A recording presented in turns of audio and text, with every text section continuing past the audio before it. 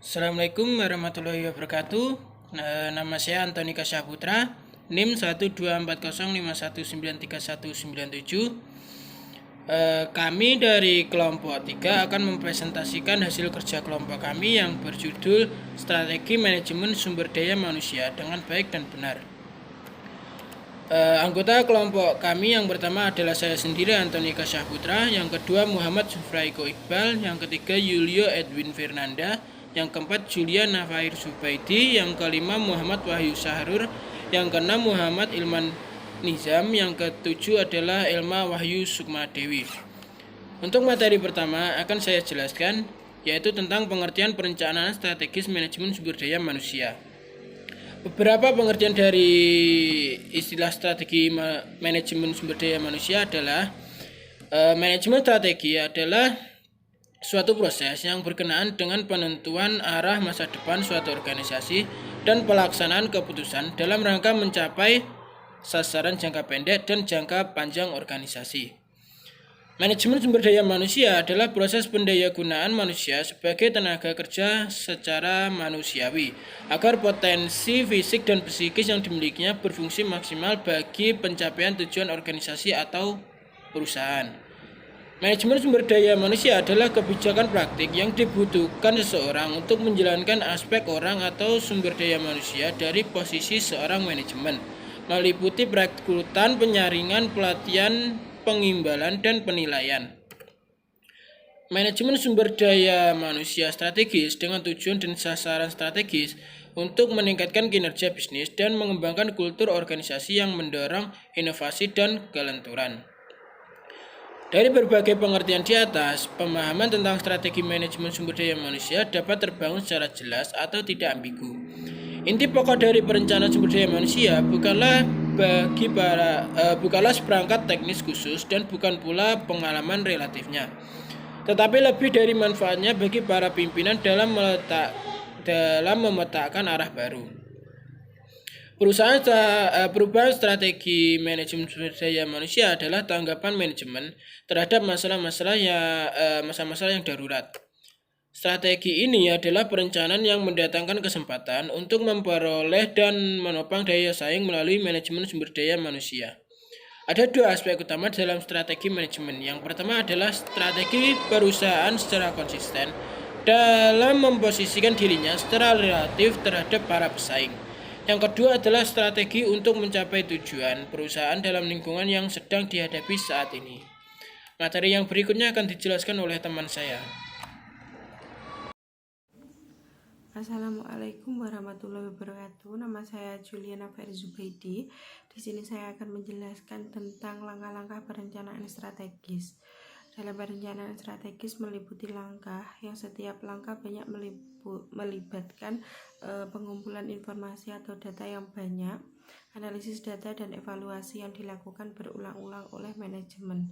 Unsur-unsur dari perencanaan strategis dan kemungkinan dampaknya terhadap perencanaan sumber daya manusia antara lain, yang pertama adalah mendefinisikan filosofi perusahaan. Sebagai langkah awal dalam hal ini akan timbul pertanyaan, mengapa perusahaan didirikan, apa kontribusi perusahaan pada sumber daya manusia, apa motif dari pemilik atau manajer ketika mendirikan perusahaan. Yang kedua adalah mengkaji kondisi lingkungan.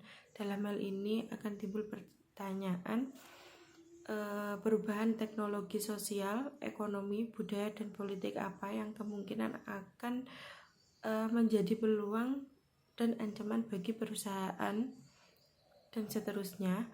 Yang ketiga adalah mengevaluasi kekuatan dan kelemahan perusahaan. Dalam hal ini akan timbul pertanyaan, faktor-faktor apa yang dapat meningkatkan bisnis perusahaan, faktor-faktor apa yang kemungkinan dapat menjadi penghalang dalam menentukan alternatif pilihan atau tindakan, dan seterusnya. Yang keempat adalah menentukan tujuan dan sasaran perusahaan. Dalam hal ini akan timbul pertanyaan, apa tujuan pemasarannya, bagaimana proyeksi laba, serta kapan investasi akan kembali. Yang terakhir adalah menyusun strategi akhir. Dalam hal ini akan timbul pertanyaan program-program apa yang akan dilaksanakan untuk mencapai tujuan operasional tersebut. Sekian dari saya. Wassalamualaikum warahmatullahi wabarakatuh. Tingkat perencanaan strategis. Perencanaan strategis berhubungan dengan perspektif jangka panjang dan secara otomatis mengalir ke dalam perencanaan operasional perusahaan. Perencanaan operasional memiliki perspektif jangka menengah dan pendek yang berkaitan dengan program tertentu yang merencanakan jenis, jumlah SDM yang dibutuhkan, struktur organisasi, rencana suksesi dan pengembangan SDM, di samping rencana-rencana tertentu untuk menetapkan rencana strategis. Perencanaan strategi pada dasarnya sejajar dengan proses perencanaan bisnis. Dalam praktiknya, perencanaan strategi terkadang dikaburkan dengan perencanaan operasional. Penentuan isu-isu SDM praktikum. Penentuan isu merupakan langkah pertama dalam proses perumusan strategi SDM dan pelurusan kegiatan-kegiatan SDM lewat prioritas bisnis. Berikut ini dikemukakan isu-isu SDM strategis yang akan dikaji, antara lain, yang pertama, bagaimana perusahaan mengidentifikasi, menganalisis, dan menyeleksi isu-isu SDM yang ditunjukkan melalui strategi SDM. Dan yang kedua, isu-isu SDM yang tengah terjadi yang diperoleh dari strategi bisnis dan dari perubahan lingkungan yang diharapkan. Assalamualaikum warahmatullahi wabarakatuh. Nama saya Zufraiko Hidalumam, NIM 12405193198. Di sini saya akan menjelaskan tentang konteks strategi manajemen sumber daya manusia. Strategi adalah cara mengerjakan sesuatu untuk mencapai tujuan tertentu. Dalam manajemen sumber daya manusia, memerlukan suatu strategi yang di dalamnya terdapat seperangkat proses-proses dan aktivitas yang dilakukan bersama oleh manajer sumber daya manusia pada setiap level manajemen untuk menyelesaikan masalah organisasi guna meningkatkan kinerja organisasi saat ini dan masa depan serta menghasilkan keunggulan bersaing yang berkelanjutan. Dalam konteks manajemen, kata strategi ini menggantikan istilah yang lebih konvensional atau tradisional. Perencanaan jangka panjang yang dilakukan oleh manajer dalam rangka mencapai tujuan organisasi. Selaras dengan perkembangan teori organisasi, pengelolaan sumber daya manusia juga mengalami perkembangan. Teori modern tidak memandang organisasi sebagai sebuah sistem tertutup yang berkaitan dengan lingkungan yang stabil. Akan tetapi, organisasi ini merupakan sistem terbuka yang berkaitan dengan lingkungan dan apabila ingin dapat bertahan hidup, maka organisasi harus beradaptasi dengan lingkungan.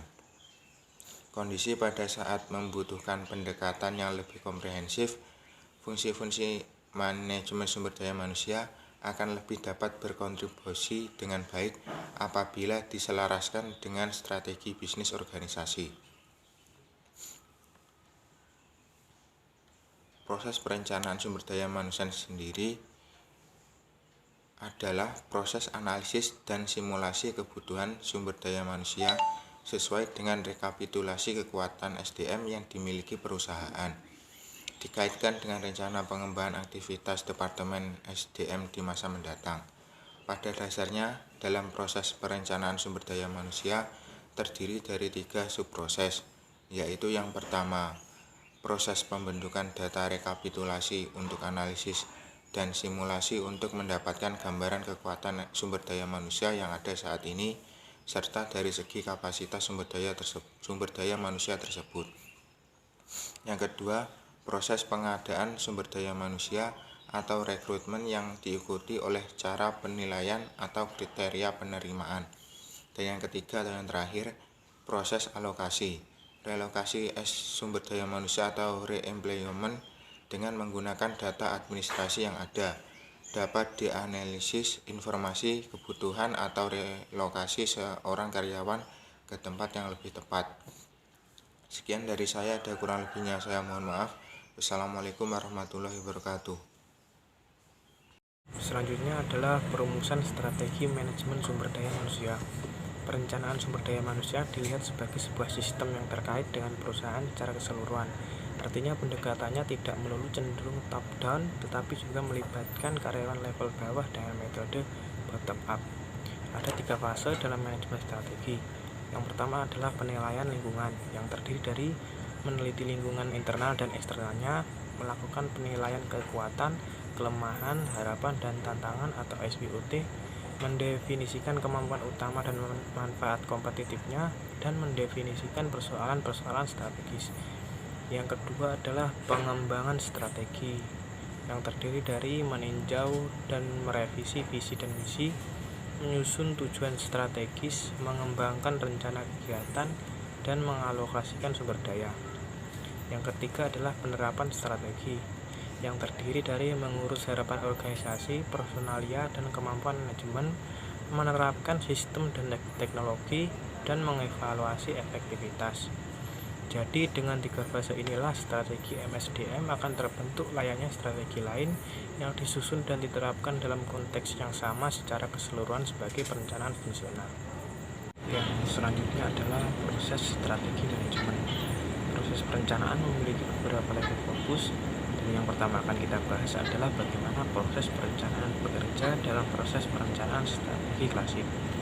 Penilaian lingkungan tadi dilengkapi dengan manajemen yang mendefinisikan atau menegaskan misi, visi dinilai perusahaan dengan melengkapi arah strategi organisasi. Perumusan strategi diterjemahkan ke dalam tujuan strategis dan bagian kegiatan yang luas meliputi program, proyek, dan proses yang akan mencapainya.